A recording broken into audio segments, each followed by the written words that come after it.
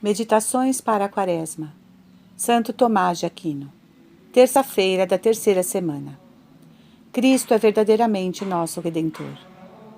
Fostes resgatados pelo precioso sangue de Cristo, o Cordeiro imaculado e sem defeito algum.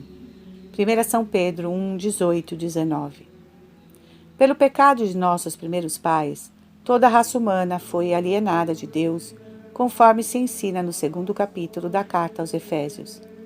Desse modo, não foi do poder de Deus que fomos apartados, mas daquela visão da face de Deus, a qual são admitidos seus filhos e seus servos.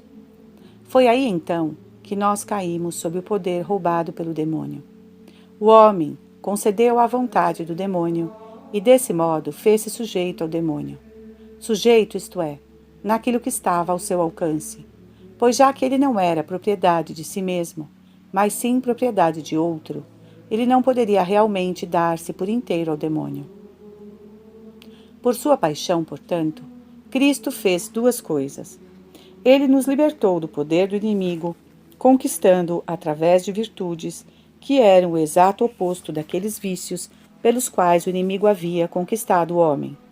Expressamente pela humildade, pela obediência e pela austeridade no sofrimento, o que ia na direção completamente oposta ao gozo do fruto proibido.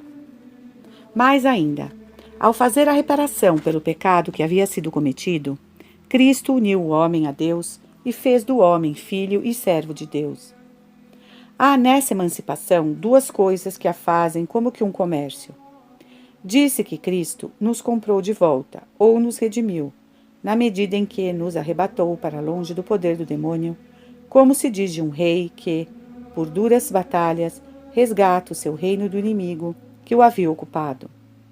Depois disse de Cristo que ele nos redimiu na medida em que aplacou a Deus por nós, pagando em nosso nome como que o preço de sua satisfação, a fim de que fôssemos livres tanto das penas quanto do pecado.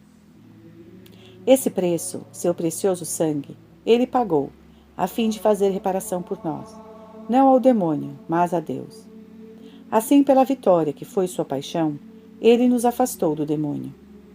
O demônio tinha de fato domínio sobre nós, mas injustamente, uma vez que o poder que ele tinha era roubado.